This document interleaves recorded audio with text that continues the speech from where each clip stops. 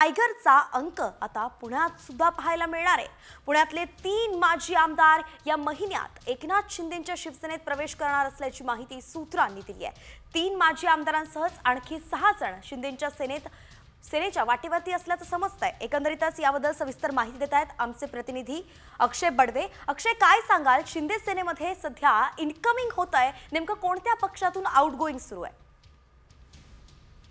जर पाहिलं तर ऑपरेशन टायगरची जी चर्चा आहे ती संपूर्ण राज्यात पाहायला मिळते आणि त्याचाच पुढचा अंक जो आहे तो देखील आता आपल्याला पुणे शहरात लवकरच पाहायला मिळणार आहे। कारण पुण्यातील 3 माजी आमदार या महिन्याच्या दुसऱ्या किंवा तिसऱ्या आठवड्यात एकनाथ शिंदेंच्या शिवसेनेत प्रवेश करणार असल्याची माहिती जी आहे ती सूत्रांकडून आपल्याला मिळण्यात आलेली आहे। तसंच महापालिका निवडणुकीच्या अनुषंगाने शिवसेनेत पाहायला जे इनकमिंग आहे ते देखील आता मोठ्या प्रमाणावर होणार आहे। काँग्रेसचे 2 नेते आणि शिवसेना उद्धव बाळासाहेब ठाकरे पक्षाचे 4 जण जे आहेत ते एकनाथ शिंदेंच्या शिवसेनेचा जो शिवबंधन आहे ते देखील बांधायला या फेब्रुवारी महिन्यात पुढे सरसावणार आहेत अशी माहिती जी आहे ती पाहायला मिळते। त्यामुळे मोठं इन्कम जे आहे ते एकनाथ शिंदेंच्या शिवसेनेत पाहायला मिळते।